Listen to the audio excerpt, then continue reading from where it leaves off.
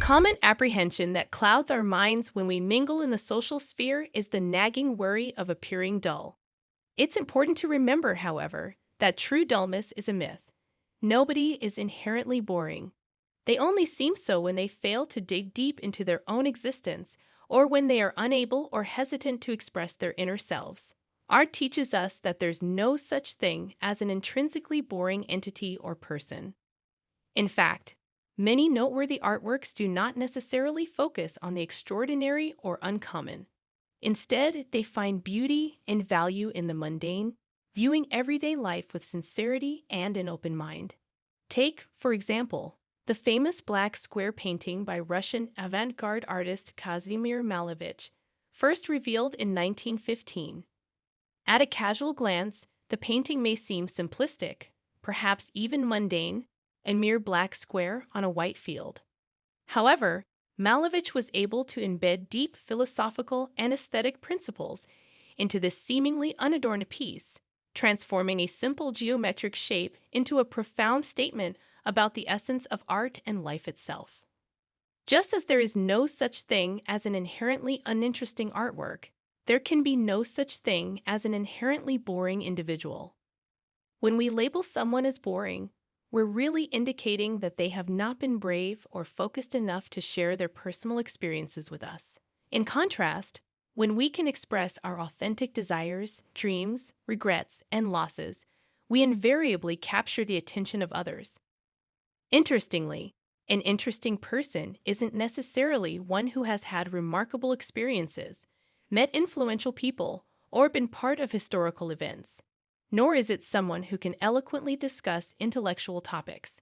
Instead, it's someone who has become a keen observer, a reliable narrator of their own thoughts and emotions, and can offer us truthful depictions of the wonder, drama, and peculiarities of life. Now let's explore some obstacles that prevent us from being as intriguing as we inherently are. Primarily, we become dull when we doubt that our true feelings could potentially be of interest to others.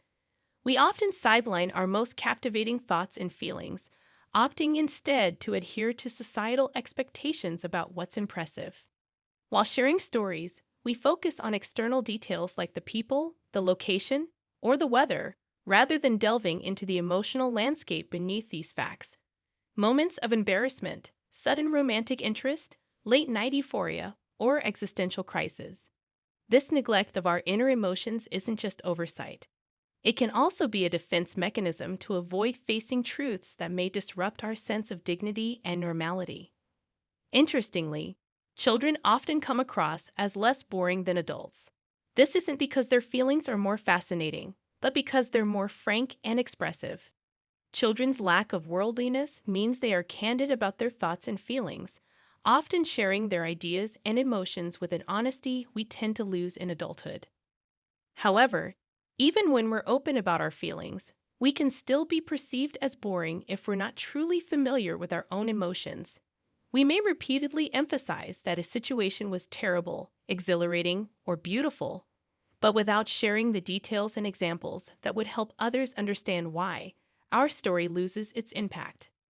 Fortunately, being interesting isn't an elite club exclusive to the extraordinary. It merely requires sincerity, self-awareness, and concentration.